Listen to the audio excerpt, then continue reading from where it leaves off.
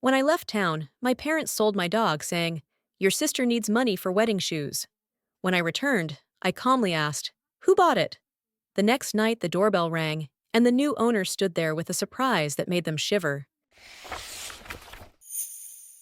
The sandwich roll was still in my bag. I'd been driving for 5 hours, but I had no appetite at all. Only excitement, growing with each kilometer that brought me closer to my hometown. 8 months I hadn't seen Charlie. 8 months we'd only communicated via video link, with my mom occasionally pointing the camera at his happy face. Sometimes I thought he recognized my voice, began to twist and squeal, listening to the speaker on the phone. I tapped my fingers on the steering wheel. There was about half an hour of driving left. I wondered how he'd react. Would he recognize me right away? Or would he sniff warily at first, trying to match the new scents with memories of me? Or would he rush to meet me, as if these months of separation had never happened? The sign with the name of the city flashed outside the window, and something inside me clenched with anticipation. I turned up the volume on the radio, trying to drown out the thoughts, drawing dozens of possibilities for our meeting. The familiar streets welcomed me with the chill of fall. The leaves were starting to turn yellow on the maple trees that lined the main road. It was amazing how little the city had changed over the months. The coffee shop on the corner of Oak Street, where Charlie and I often stopped on our morning walks. The park with the small pond, where he so loved to chase the ducks until I pulled him away, apologizing to outraged visitors. My city, my places, my memories. And in each of them, a black Labrador with a funny white spot on his chest in the shape of a star. As I pulled up to my parents' two-story house, I felt my heart beat faster. My dad's silver sedan was in the driveway, which meant they were both home. I glanced at my watch. 4:30 in the afternoon. I'd told him I'd be there around that time, but I decided not to call ahead. I wanted it to be a surprise. Turning off the engine, I let myself just sit there for a minute, collecting my thoughts. The project in Portland had taken all my energy. Working as an analyst for a large company required a full-time commitment, especially when you were sent to lead a temporary team in another state. "This is your chance, Melanie," my boss used to say when he suggested this assignment. And it was indeed a chance. The promotion I got upon my return was worth the temporary inconvenience. The only thing I regretted was not being able to take Charlie with me. The rented apartment, the endless meetings, the constant traveling. I convinced myself that it would be better for him, that he would be more comfortable at home, with his parents, in familiar surroundings, with a garden where he could run around. Besides, it's only temporary. I got out of the car, took a small suitcase out of the trunk — I had sent the main things by courier yesterday — and headed for home. The fall wind blew my brown hair, which I hadn't had time to put back into its usual ponytail. I wondered if Charlie would notice that I'd cut my hair. Usually he heard footsteps on the porch and started barking before I could even press the bell. But it was quiet now. Maybe he's sleeping. Or had his parents locked him in the garden? I took out my keys, but decided to ring the bell. I didn't want to frighten my parents by showing up unexpectedly. Mom opened the door. In her lavender-colored house dress and her neatly styled blonde hair, she looked exactly the same as she had 8 months ago. "Melanie!" She opened her arms. "Finally! We've been waiting!" I hugged her, breathing in the familiar scent of her perfume, and peered over her shoulder into the back of the house. "Where's Charlie?" I asked, expecting to hear claws clacking on the hardwood floors. Something in Mom's face changed. A shadow flickered across her eyes, and she stepped back, letting me into the house. "Come in first," she said a little tensely. "Dad's in the living room. He's been looking forward to your arrival." I walked through the hallway, still looking around for Charlie. He usually tore down everything in his path when I came home, even after a short absence. Strangely, there was no sign of him now. Dad stood up from the couch as I entered the living room. Tall, with dark hair beginning to gray, he smiled at me with that restrained smile that was his usual one. "Welcome back, daughter," he said, giving me a brief hug. "How was the road?" "Fine," I replied, still looking around.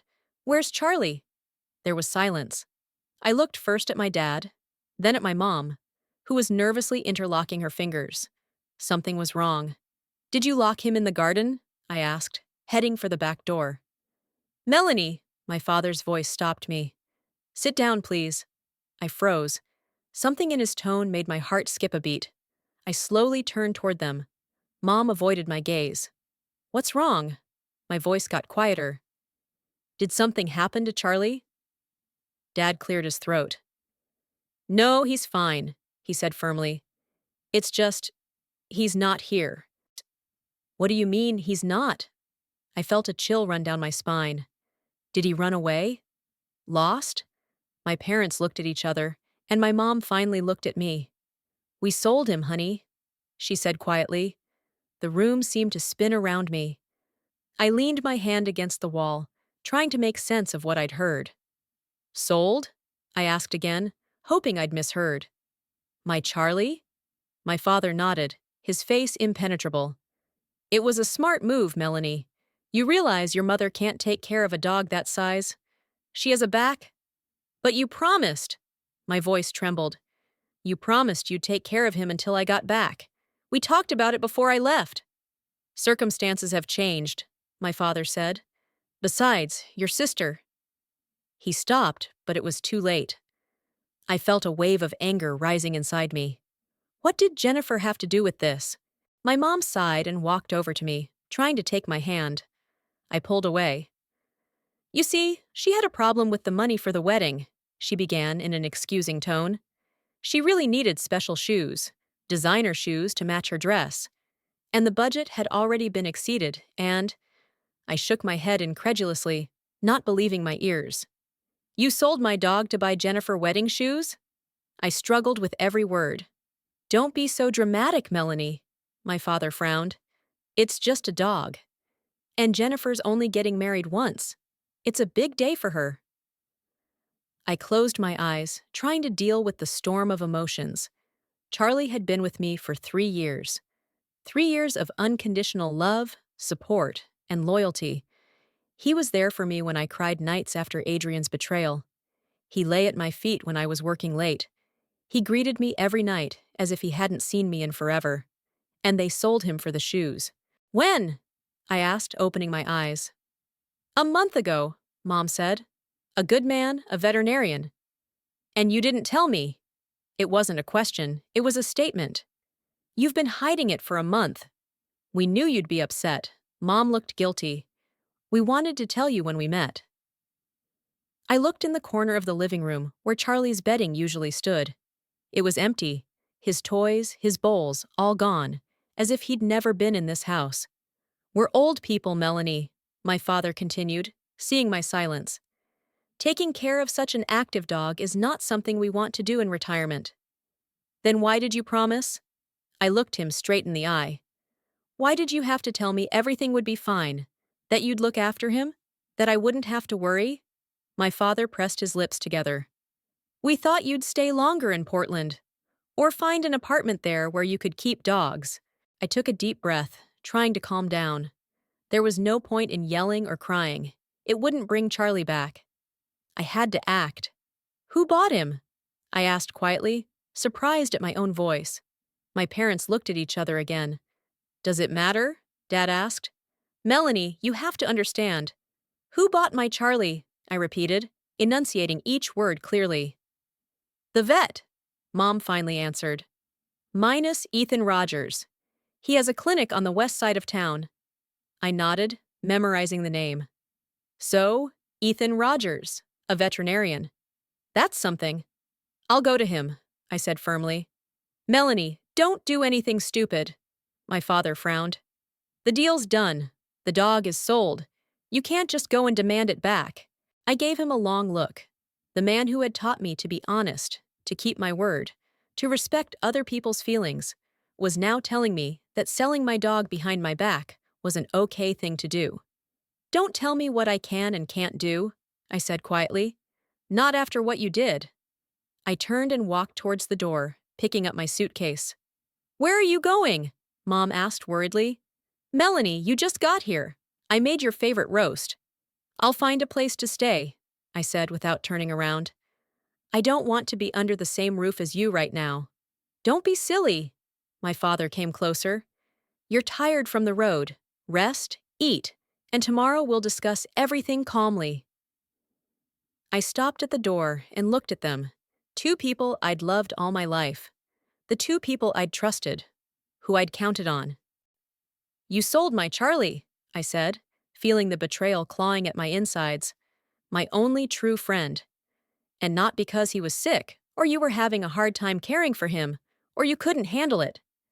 It was because Jennifer needed designer shoes, without saying a word to me, knowing how attached I was to him. My voice began to treacherously shake, and I fell silent, fighting back tears.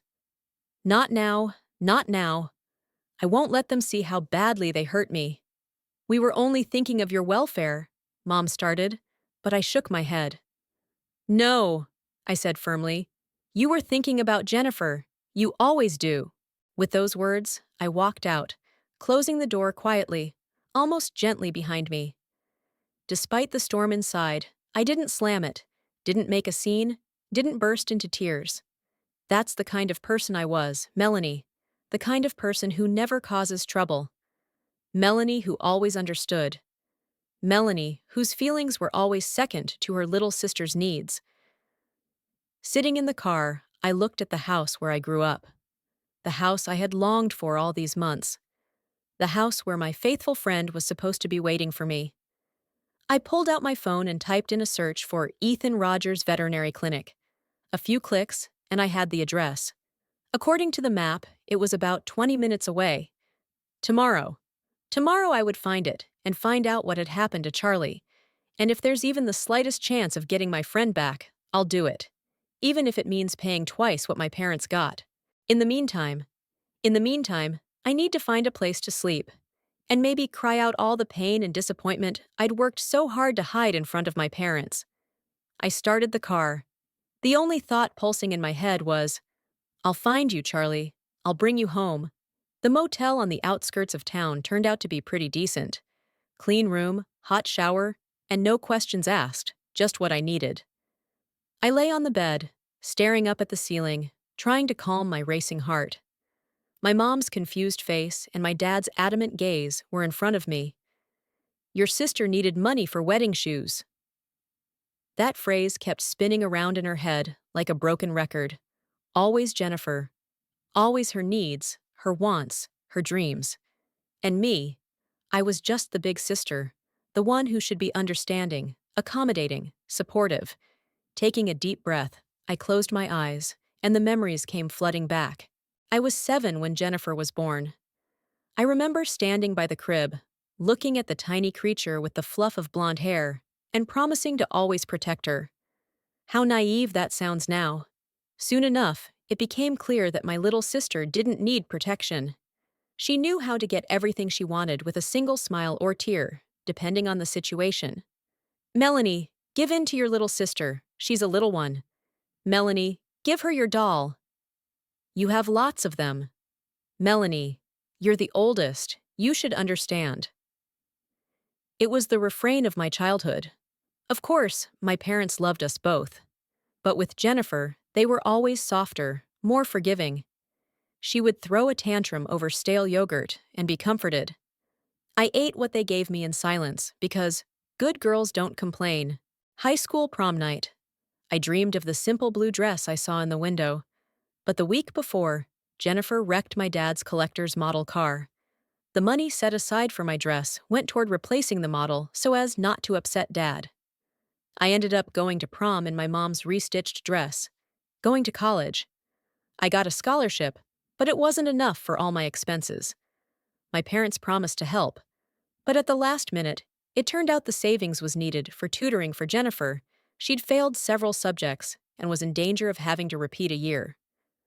You're smart, Melanie. You'll do fine. Jennifer needs help. And I did. I always did.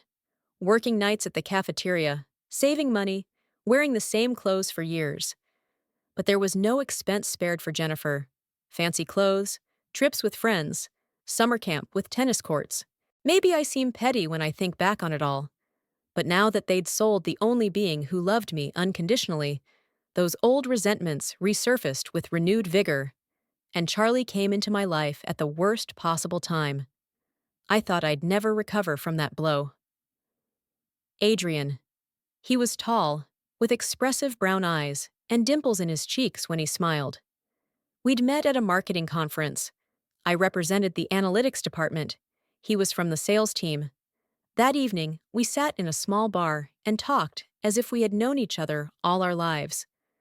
2 years of our relationship flew by like a day. He proposed on my 27th birthday. A simple ring with a small diamond was all he could afford at the time. But to me, it was worth more than all the treasures in the world. We planned a modest wedding, just for the immediate family. Of course, Jennifer insisted that we postpone it. She had important exams that month and couldn't fully immerse herself in the preparation. And she was supposed to be my maid of honor. So we rescheduled. A month later, I discovered Adrian's correspondence with Chloe, his coworker. Hundreds of messages, pictures, plans for a weekend away together. While I was picking out flowers for our wedding, he was choosing which hotel to stay in with her. When I showed him the printouts, he didn't deny it. All he said was, "I'm sorry, I didn't mean for you to find out like that." As if there was some right way to find out about the betrayal. The world fell apart. I took a vacation, unplugged my phone, and didn't leave my apartment for a week. Couldn't eat, couldn't sleep, couldn't even cry. Just existed like a shadow. Your parents? Of course they were worried. My mom would come over, make soup I wouldn't eat, and say, "You'll find someone better." My father patted me awkwardly on the shoulder and said, "That's life, daughter." And Jennifer, she called 3 days after the breakup and talked for 40 minutes about her new boyfriend. Then she added, "Oh, Mel, I'm sorry. I totally forgot about your situation. But maybe it's for the best." Adrian was a little boring, don't you think? In that moment, I realized that none of them truly understood what I was going through. No one could give me what I needed, just be there for me, silently, without advice or comfort. And that's when Charlie showed up. A black Labrador with a ridiculous white spot on his chest that looked like a crooked star. I saw an ad on the internet. A 6-month-old puppy. The owners are moving abroad and can't take him with them. I don't know what made me go look at him. I had never thought about a dog before, but something in his eyes in the picture hooked me. When I arrived, he was sitting by the door as if he was waiting just for me. No jumping, no barking, just staring with those intelligent brown eyes. I sat down in front of him, and he put his paw on my knee as if to say, "It's going to be okay." I'm here. That same evening, he was already sleeping at my feet, and I slept through the night without nightmares for the first time in 2 weeks. Charlie was my salvation. He didn't ask why I was crying. He didn't say, "It's time to move on." He was just there for me, warm, alive, loving. He woke me up in the morning, reminding me to go for a walk. In the evening, he would meet me at the door, happy as if I had returned from a trip around the world, not from the office. Slowly, I began to come back to life. Smiling again, feeling again. And every day, I thanked fate for bringing this amazing creature into my life. When I got the temp job offer in Portland, my first thought was, what about Charlie? Rental housing, an unfamiliar city, irregular work hours. None of these are the best conditions for a dog. "Leave him with us," Mom suggested when I came to discuss it with my parents. "We'll enjoy having company. Besides, we have a garden. He'll have somewhere to run around." I hesitated. On the one hand, it was a chance to advance my career. On the other hand, it was unbearable to be away from Charlie for months at a time. "Don't worry," my father patted my shoulder. "We'll take care of him as if he were our own. And you can visit him when you come to visit." I explained the feeding schedule, showed them Charlie's favorite toys, talked about his habits. They nodded, smiled, and promised to do exactly as I told them. "Oh, come on, Melanie," Dad waved his hand. "It's just a dog. We'll manage somehow." Just a dog. I let those words slip through my fingers. They should have been a warning to me. I spent the last evening before I left with Charlie, walking in the park. It was as if he sensed that I was leaving. He stayed close to me, looking into my eyes. "I'll be back soon, buddy," I whispered, burying my face in his soft fur. "I promise." In the morning, standing at the door with my suitcase, I hugged him one last time. "Be a good boy," I said, holding back tears. "Obey your grandparents." He looked at me with his head tilted to the side, his gaze asking, "You'll come back, won't you?" "I promise," I repeated. The first weeks were the hardest. I missed him unbearably. I called my parents every day, asking how he was. They'd say, "He's fine." Sometimes they'd put me on a video link so I could see him on the screen. Gradually, the work took hold of me. The project was more complicated than originally anticipated. Deadlines were looming, the client demanded changes, and the team was working hard. Calls home became less frequent, once a week, then once every 2 weeks. And then, when it was finally over, when I got my long-awaited promotion and was able to return, they greeted me with the news that Charlie was gone, that they'd sold him for Jennifer's shoes. I brushed away a tear, looking out at the nighttime city outside the motel window. Tomorrow, I'll find Ethan Rogers and find out what happened to my Charlie. And if there's even the slightest chance of getting him back, I will. Because he's the only one who's never betrayed me. And I won't betray him. I woke up to my phone ringing. Sleepily, I reached over to the nightstand and saw my sister's name on the screen. Jennifer. My first instinct was to drop the call, but something stopped me. Maybe my parents told her about my unexpected departure, and she's worried. Or, more likely, she wants to convince me not to ruin the pre-wedding atmosphere with my problems. "Hello?" My voice sounded hoarse after a night of interrupted sleep. "Melanie?" Jennifer's voice sounded unusually anxious. "Where are you?" Mom called. "Said you didn't come home last night. What happened?" I sat up on the bed, trying to collect my thoughts. "I'm at a motel," I answered shortly. I didn't want to stay at my parents' house. There was a pause on the other end of the line. "Because of Charlie?" she asked quietly. You know, it wasn't a question, but a statement. "Melanie, I swear to you, I only found out last night when Mom called in tears." I could hear the genuine outrage in her voice. "I had no idea they sold your dog. And I certainly didn't ask for money for shoes." I didn't know whether to believe her or not. Jennifer always had a way with words, especially when she needed something. "Mel, listen," she continued. "I would never. You know how much I loved Charlie. Remember when we taught him to paw together?" I did remember. Jennifer came up for the weekend, and we spent hours with the puppy, rewarding him with treats for every success. It was one of the few truly warm memories of our time together. "Let's meet," she suggested. "I'll explain everything, and we'll figure out how to get Charlie back together." I hesitated. On the one hand, I didn't want to see anyone from the family right now. On the other hand, if Jennifer really didn't know and wanted to help. "Okay," I agreed. "Where?" "The Morning Ray, in an hour? That's not far from your motel." "How do you know what motel I'm in?" "I'm wary." "There are only 2 decent motels in this town, Mel," she said, a smile in her voice. "And I know you'd choose the cleaner one." She was right about that. Some things never change. "Okay, in an hour." The little Morning Ray Cafe was a couple blocks from the motel. Jennifer was already waiting for me at a table by the window, a slender blonde in a simple blue dress. When she saw me, she jumped up and threw her arms around me. I awkwardly returned the hug, still unsure of her sincerity. "You look terrible," she said, looking me over carefully. "Thank you," I smiled involuntarily. "You're as straightforward as ever." We ordered coffee for me, herbal tea for her.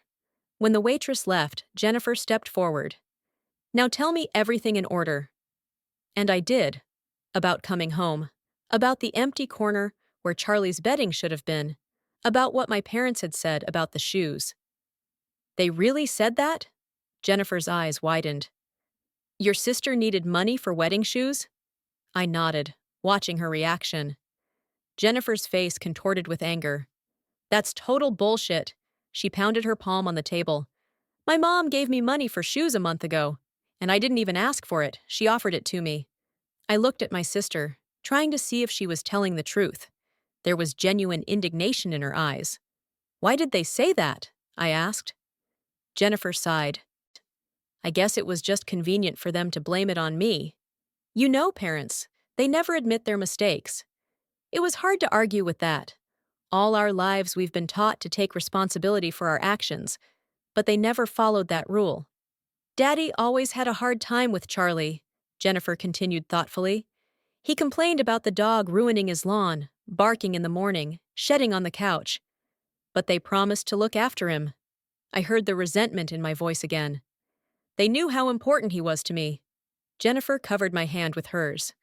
I know, Mel, and I'm going to help you get him back. We're having a family dinner tonight to celebrate your return.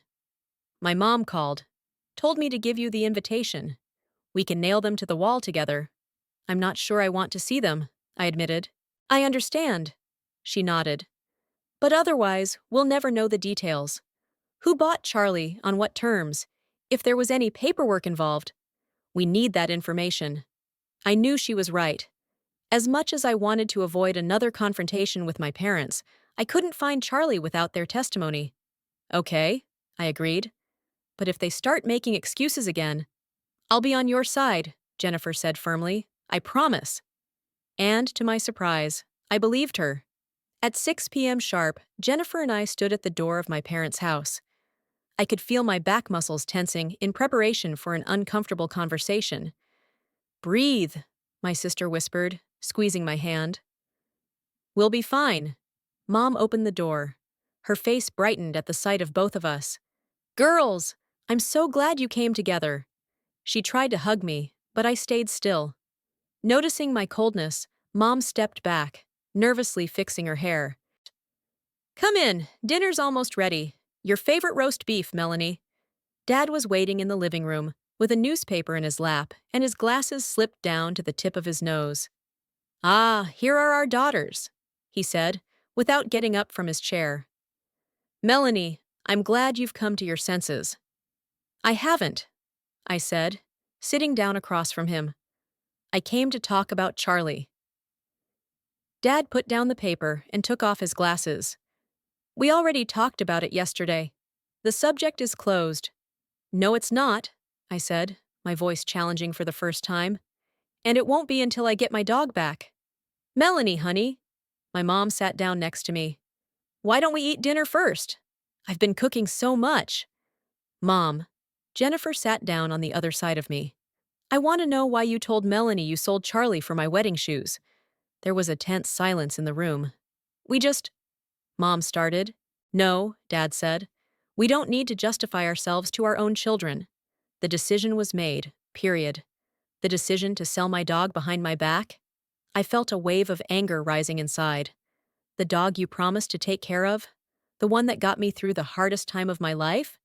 You're being dramatic, my father said with a wave of his hand. It's just…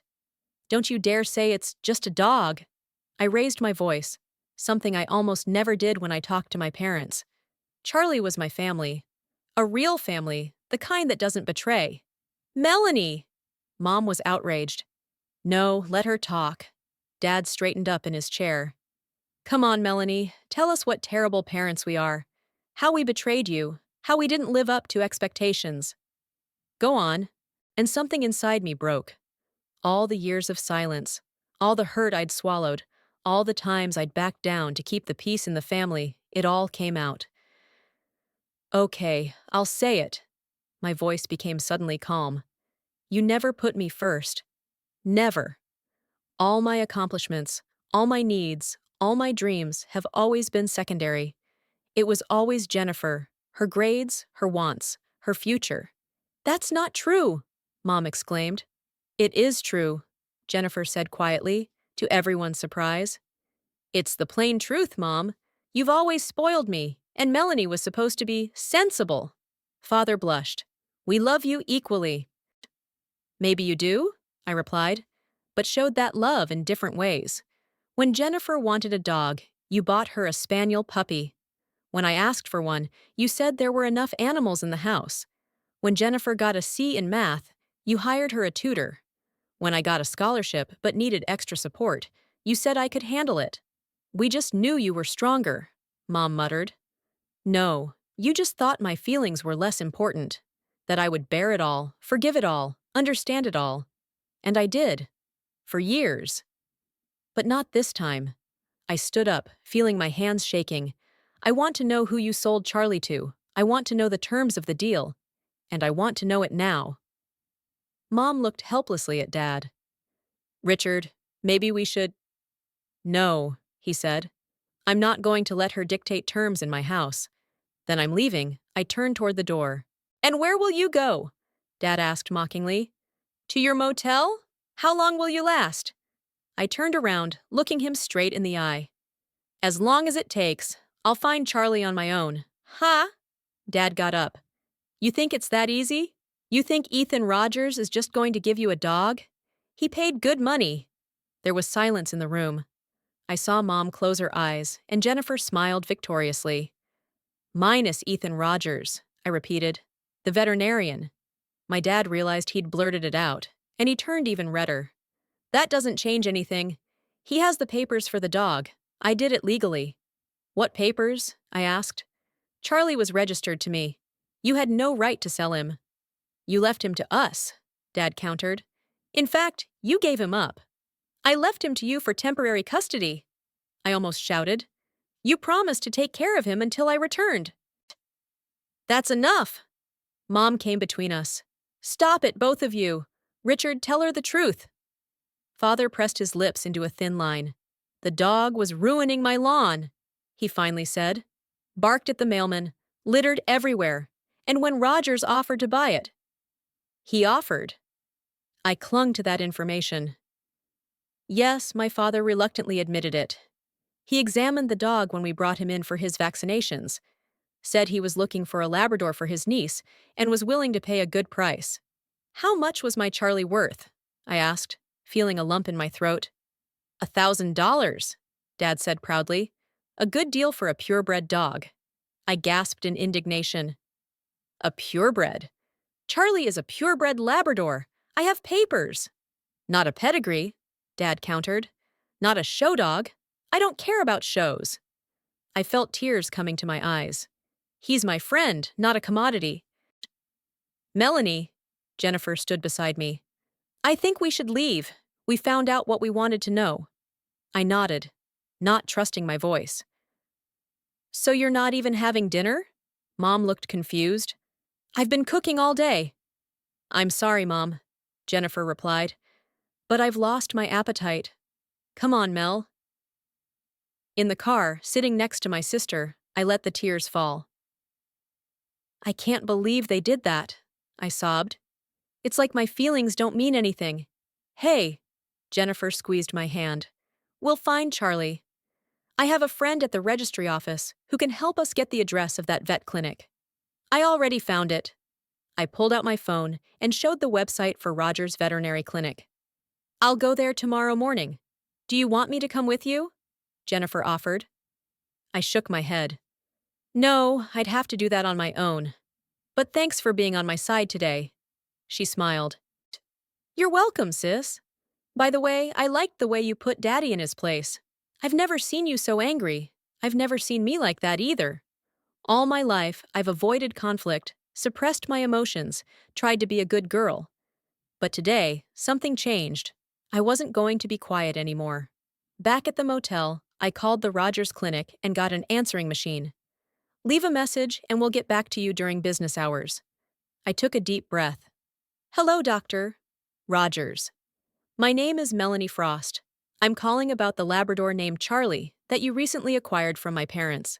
I need to meet with you as soon as possible. It's very important. I left my number and hung up. Then I sat on the bed, staring at the old picture of Charlie on the phone screen. His intelligent eyes seemed to stare straight into my soul. I'll find you, buddy, I whispered. I promise. The phone rang almost as soon as I put it on the nightstand. It was an unfamiliar number. I grabbed the receiver, feeling my heart racing. Dash, dash. Hello? Melanie Frost? The man's voice sounded calm and confident. It's Ethan Rogers. I think we really should meet. I arrived at Ethan Rogers' veterinary clinic at exactly 9 in the morning. The small one-story building, with a brightly colored Caring Paws sign, looked welcoming. Manicured flower beds at the entrance, a convenient parking lot, a ramp for animals with disabilities. In another situation, I would have been happy that Charlie had fallen into good hands, but right now I was only concerned about one thing: getting him home. Inside smelled like antiseptic and fresh coffee. A young girl with bright red hair sat at the front desk. She looked up and smiled. "Good morning, can I help you?" "My name is Melanie Frost," I said, trying to sound confident. "I have an appointment with Dr. Rogers." The girl's eyes widened in recognition. "Oh, Ms. Frost. The doctor has been alerted to your visit. He is finishing his examination now, but he asked me to show you to his office at once. Come along." I followed her down the corridor, the walls of which were hung with pictures of animals and diplomas. The girl knocked on the door at the end of the corridor. "Come in, please. The doctor will be here soon." The office was small but cozy. Bookshelves with medical literature, a table with a computer, a few chairs, and— my heart skipped a beat— a picture of a black Labrador with a white star on his chest. Charlie. I stepped closer, examining the picture. He looked healthy and happy, sitting on a green lawn, which calmed my worries a bit. "This was taken in my yard last week," came a voice behind me. I turned around and saw a man about 37 years old. Tall, with short dark hair touched with early gray at the temples, and attentive gray eyes behind thin-rimmed glasses. He wasn't wearing a traditional white coat, but a blue shirt with sleeves rolled up, and a name tag. "Dr. Rogers," I said, straightening up. "Thank you for agreeing to meet me." He nodded and pointed to a chair. "Please sit down, and call me Ethan." I sat down, nervously interlocking my fingers. Despite his friendly tone, I braced myself for a fight. "I know why you're here," he continued, sitting down across from me. "And I have to say that your parents didn't present the situation honestly." "What exactly did they tell you?" I asked, trying to keep my emotions in check. Ethan sighed. "That their daughter had moved to another state for good. That the dog had become a burden to them because of his age and health problems. And that you had agreed to the sale." I grinned bitterly. All three statements were lies. I was on a business trip that was planned from the beginning as temporary. They promised to take care of Charlie until I returned, and I only found out about the sale yesterday when I got home. Ethan rubbed his chin thoughtfully. "I suspected as much. Charlie is too well-bred and attached to people to be abandoned. When your father brought him in for a checkup, I was interested. I've wanted a Labrador for a long time, and your dog seemed perfect. Smart, friendly, obedient. When Mr. Frost said he was ready to sell him—" "Wait," I interrupted. "My father claimed that it was you who offered to buy Charlie." Ethan raised his eyebrows in surprise. "No, it was the other way around. I just asked about the possibility of taking training lessons from the owner, since the dog was so well trained. And then your father said that the owner, his daughter, had moved, and he was ready to sell the dog." "Yeah." He hesitated. I should have checked that information more carefully. We were both silent for a moment. I was trying to digest this new information, which made my parents' act even more disgusting. "Where is Charlie now?" I finally asked. "At my house," Ethan answered. "I have a short day at the clinic today. I can take you to him this afternoon." "Thank you." I felt the tension release a little. "I'm ready to pay you compensation, to return the money you gave my father, and—" Ethan held up his hand, stopping me. "It's not about the money, Melanie. I bought Charlie because he's a wonderful dog, and I thought I was doing a good thing by providing him with a good home. But if his real owner came back and wants him back, it's the right thing to do." I stared at him, not believing my ears. Could it really be that simple? "But there is one problem," he continued, and my heart squeezed again. "Your father might have a legitimate reason to sell. If the dog was left in his care without a clear legal agreement on a time frame. But I can prove that Charlie is mine," I countered. "I have his papers, his veterinary records, photographs. And I believe you, Ethan replied. But I also know your father. I know him better than you think. Something in his tone made me wary. What do you mean? Ethan took off his glasses and rubbed the bridge of his nose, as if gathering his thoughts. My mother, Eleanor Rogers, worked at your father's company 15 years ago. She was the chief accountant. She was fired without severance after she refused to, let's just say she refused to participate in some questionable financial transactions. I felt the color flood my face with shame. I'd been 15 then, and I vaguely remembered some scandal at my father's company, but I'd never known the details. I'm sorry, I said sincerely. I had no idea. Of course you hadn't, he said softly. You were a child. But the fact remains that your father is not the kind of man who admits defeat easily. If we just give him the money back and take the dog, he could get into trouble. Legal problems. I leaned back in my chair, feeling cornered. What should we do? Ethan tapped his fingers on the table thoughtfully. I have an idea, but to realize it, I need to know how far you're willing to go. If we're talking about Charlie, then everything, I answered without hesitation. He smiled, and it transformed his face, making him look younger and warmer. Good. Then here's what I suggest. An hour later, we were standing on the porch of a small house with a neat garden on the outskirts of the city. Ethan opened the door, and a familiar barking sound came from deep inside the house. Charlie! Ethan called out. Look who's here! I heard the clawing of claws on the wooden floor, and a moment later, a black Labrador flew into the hallway. He froze when he saw me, as if he couldn't believe his eyes. Then he made a sound, something between a squeal and a whimper, and rushed toward me. I knelt down, and Charlie literally knocked me over, licking my face, wagging his tail so vigorously that he looked like he was about to fall off. I hugged him, burying my face in his soft fur, and cried with relief, with happiness, with gratitude.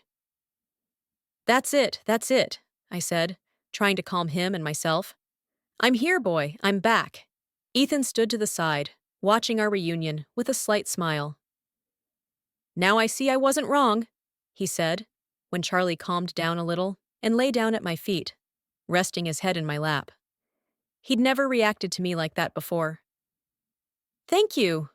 I looked up at him, my eyes full of tears. Thank you for taking care of him, and for agreeing to help. Ethan nodded. You're welcome. Come on, I'll make some tea and we'll discuss the details of our plan. The kitchen in Ethan's house was bright and spacious, with a large table by the window overlooking the garden. Charlie wouldn't leave my side, as if he was afraid I'd disappear again. He missed you, Ethan said, setting a cup of tea in front of me. He hadn't eaten much the first few days, looking for you around the house. I stroked Charlie's head, feeling a prick of guilt. I'm so sorry you had to go through that, my friend. Don't blame yourself. Ethan sat down across from me. You couldn't have foreseen that your parents would do this. But I had to, I said bitterly. All my life they'd put my needs last. Why did I think it would be different with Charlie? Ethan looked at me carefully. Maybe because you wanted to believe in the best. That's not weakness, Melanie. It's kindness. Something in his gaze, open, understanding, made me believe him. I felt, for the first time in days, that I wasn't alone in my struggle. So, he said, as if sensing the change in my mood, let's talk about our plan. Do you have Charlie's papers? I nodded. In the safe deposit box, along with some other important papers. I'll pick them up tomorrow morning. Oh, that's great. And I have something that might interest your father. Ethan got up and left the kitchen. He came back with a small folder in his hands. After my mother was fired, she sued your father's company, he began, opening the folder. The case was dismissed for lack of evidence, but my mother kept copies of some of the documents. Nothing that could lead to an actual lawsuit now, but enough to raise nasty questions from the IRS. I looked through the papers, financial statements, letters, notes. Many of the terms were unfamiliar to me, but the overall picture was unpleasant. Are you trying to blackmail my father? Ethan shook his head. No. I want him to realize that he can't hurt other people with impunity, and that his daughter deserves respect. His words touched something deep inside me. All my life, I'd dreamed of having someone stand up for me, protect my interests. And now this complete stranger was willing to do something for me that even the closest people would never do. Why are you helping me? I asked. Ethan hesitated. First, because of Charlie. I saw how homesick he was, and I realized he needed to go back to his real master. Then I found out who your father was, and I admit there was an element of personal vendetta. He smiled a little embarrassed. But now I'm doing this for you, because I see a man who has let others decide his own fate for too long, and I think it's time to change that. His sincerity was disarming. I wasn't used to someone being so open about their motives, without trying to manipulate or hide their true intentions. Thank you, I said quietly, for your honesty and for your help. We spent a few hours discussing the details of the plan. Charlie napped at my feet, occasionally looking up to make sure I was still here. Ethan turned out to be not only kind, but also a smart conversationalist. He listened attentively, asked precise questions, offered unexpected solutions. By evening, the plan was ready. We decided to act the next day. You can stay here if you want, Ethan suggested when I started to pack. I have a guest room, and Charlie will be calmer. I hesitated. The offer was tempting, to spend the night next to Charlie in a cozy house, not in a faceless motel room. But wouldn't that be too intimate? Staying with a man I'd only known for a day? As if reading my thoughts, Ethan added, I can spend the night at the clinic. Sometimes I do that when there are heavy patients who require overnight observation. No, I shook my head. This is your home. I can't kick you out. Then I'll sleep on the couch in the living room, he said firmly. You and Charlie will take the bedroom. I opened my mouth to object, but I caught his gaze, determined and warm at the same time. Okay, I gave in. But just for one night. I'll find a place to stay tomorrow after I meet my parents. Deal? Ethan nodded. Later, lying in his bed with Charlie curled up next to me, I thought about how strangely my life had turned. Yesterday, I was devastated by my parents' betrayal, and today I am determined not only to get my dog back, but also to change the relationship in my family once and for all. And helping me in this is a man whom I barely know, but who for some reason I trust more than many old acquaintances. Maybe this is the beginning of something new, a new chapter, where I will no longer be the quiet, compliant Melanie, always putting the desires of others before my own, where I learn to stand up for myself, for my interests, for my friends. Charlie whimpered softly in his sleep, and I stroked him, soothing him. It's going to be okay, boy, I whispered.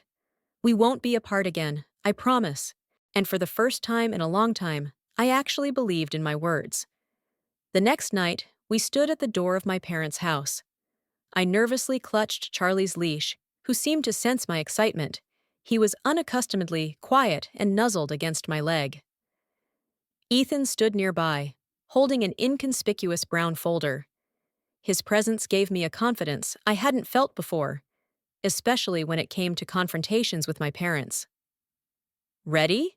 He asked quietly, looking at me with support in his eyes. I took a deep breath and nodded.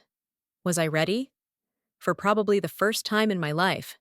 Ready to stand up for myself, for my boundaries, for my decisions.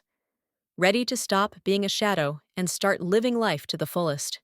Ethan pressed the bell, and a melodic trill echoed through the house. Charlie perked his ears, recognizing the familiar sound, but remained calm, as if he understood the importance of the moment. Mom opened the door. Her eyes widened at the sight of Charlie, then flicked to Ethan, then to me. Melanie? What's going on? Hello, Mom. My voice was steady.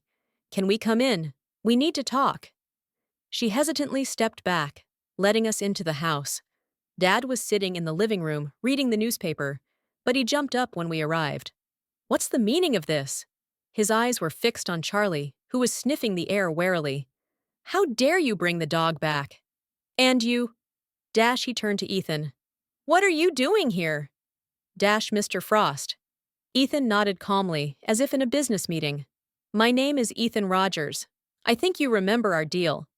Of course I do. My father frowned. And I didn't agree to return the dog. A deal is a deal. Dad. I stepped forward, still holding Charlie on the leash. We didn't come here to argue. We're here to set the record straight. Jennifer entered the room at that moment. She froze in surprise, but then her face brightened. Charlie, she exclaimed, walking over to the dog. You're back! Charlie wagged his tail happily, recognizing her. I didn't hold him back as he reached for my sister. What's going on here? Dad demanded, looking at all of us with growing irritation. Melanie, you're out of line. This dog was sold legally. No, Dad. I shook my head. You had no right to sell it. Charlie was registered to me. I gave him to you for temporary custody, not abandoned him. That can be disputed. Dad cut him off. And I intend to— I don't think that's in your best interest, Mr. Frost. Ethan intervened calmly, lifting the folder slightly. His father looked at the folder, then at Ethan, and there was a flicker of concern in his eyes. What is it? Dad? I took another step forward. You know Ethan, or rather, you know his mother, Eleanor Rogers. She worked at your company 15 years ago. Dad's face turned pale. He slowly sank back into his chair. Eleanor Rogers, he repeated, as if tasting the name. Yes, I remember. You fired her without severance pay, I continued, because she refused to participate in your accounting fraud.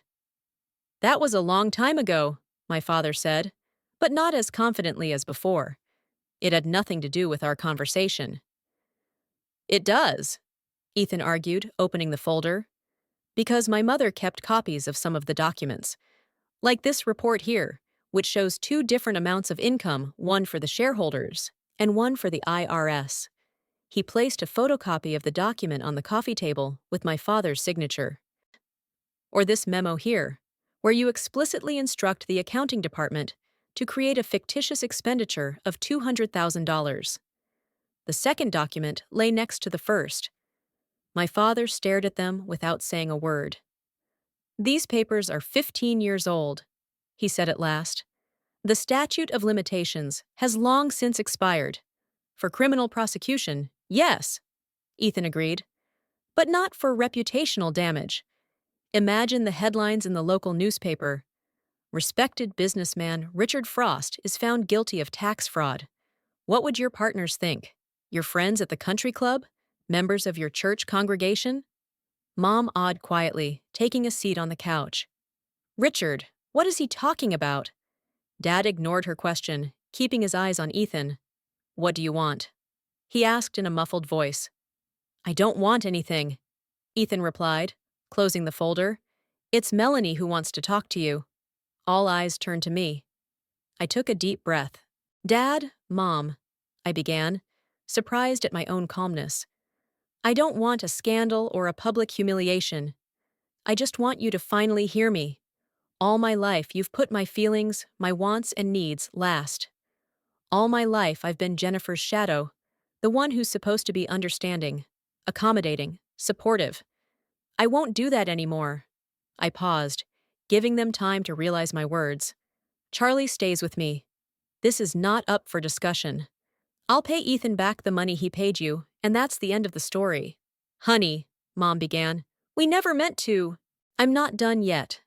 I interrupted her gently but firmly. From now on, we're going to do things in a new way. I'll visit you if I want to. I'll call you if I want to. I'll participate in family events if I want to. But I will no longer allow myself to be treated like a second-class citizen. I will not let you ignore my feelings or use my affection against me. Are you threatening us? Dad asked, his voice shaking with restrained anger. No, Dad. I shook my head. I'm setting boundaries. Healthy boundaries that should have always existed. Melanie's right, Jennifer suddenly intervened, still petting Charlie. You've always treated us differently, always making her give in to me and me take it for granted. It wasn't right. Mom shifted her gaze from one daughter to the other in confusion. We just wanted you to love each other, she said quietly. Love doesn't work that way, Mom, Jennifer replied. You can't make people love each other by constantly provoking rivalry and resentment. If you would just let us be equal, support both of us equally, we would find our own way to each other. I looked at my sister with surprise and gratitude. Maybe she too had suffered all these years of parental manipulation, just in a different way. What now? Dad asked after a long pause. Are you going to put these documents on display? No. I walked over to the table and gathered up the papers. If you're ready to accept the new rules of the game, no one will ever see these documents. My father looked at me with a long stare that was a mixture of surprise and respect? Respect? You've changed, he said at last. Yes, I agreed. And that's a good thing. 3 months later, I was sitting on the porch of my new house, watching Charlie chase butterflies in the garden. The house was small, 2 bedrooms, a living room, and a kitchen, but it had a large lot where Charlie could run around. I'd bought it with the bonus I'd received after the successful completion of the project in Portland. Coffee's ready. Ethan came out of the kitchen with 2 steaming cups. Cinnamon, just the way you like it. I gratefully accepted the cup, enjoying his care. After that memorable meeting with my parents, Ethan and I continued to communicate first as friends, then as something more. Our relationship developed slowly, without haste. We both had a history of disappointment and didn't want to make the same mistakes. Jennifer called, he said, sitting down next to me. She's inviting us to a barbecue this weekend. Will the parents be there? I asked, even though I already knew the answer. Yes, Ethan nodded. She said your dad insisted on inviting us. I smiled. The relationship with my parents was slowly but surely being restored. Of course, it wasn't without its difficulties. My father still had trouble admitting his mistakes, and my mother still sometimes tried to manipulate my feelings. But now I knew how to say no when I needed to, and they were learning to respect my boundaries. Charlie, noticing us on the porch, came rushing over and laid his head in my lap, looking into my eyes with adoration. Don't even think about it, I laughed, scratching him behind his ear. I know you're just begging for cookies. I'm sure he really missed you, Ethan said, watching us with a warm smile. I know. I leaned over and kissed Charlie's wet nose. And I missed him. Every day. We sat in cozy silence, enjoying the warm spring day. I thought about how much my life had changed over the months. From a quiet, insecure girl who always put the desires of others before her own, I had turned into a woman capable of asserting her boundaries and making difficult decisions. What are you thinking about? Ethan asked, noticing my expression. About how strange everything turned out, I answered. If my parents hadn't sold Charlie, we never would have met. I never would have learned to fight for myself. Maybe sometimes betrayal is a hidden blessing. Maybe. He shook his head thoughtfully. Or maybe life just finds a way to get us where we're meant to be. With the people we're meant to be with. I looked at him, this kind, intelligent man who believed in me even when I didn't believe in myself. At Charlie, my loyal friend who would never betray me. My house, my garden, my new life. You know, I think you're right, I said, intertwining my fingers with his. Sometimes you have to lose something precious to find something priceless. Charlie whimpered softly, as if in agreement, and we laughed, savoring the moment of simple, pure happiness. There was still a lot of work to do, on my relationship with my parents, on my career, on Ethan's and my future. But now I knew I could handle it, because I had finally found my voice and my power. And it all started with the doorbell, and an unexpected surprise that made my parents shiver, not from fear of exposure, but from the realization that their quiet, submissive daughter had finally grown up and learned to stand up for herself. Любі глядачі, дякую вам за перегляд, ставте лайки та підписуйтесь на канал. Також напишіть в коментарях, чи погоджуєтесь ви з Дженніфер, чи вона мала розказати все матері, чи ні, чи мала все розказати своєму коханцю щодо свого чоловіка, чи ні. І також прокоментуйте, чи вам сподобалось це відео.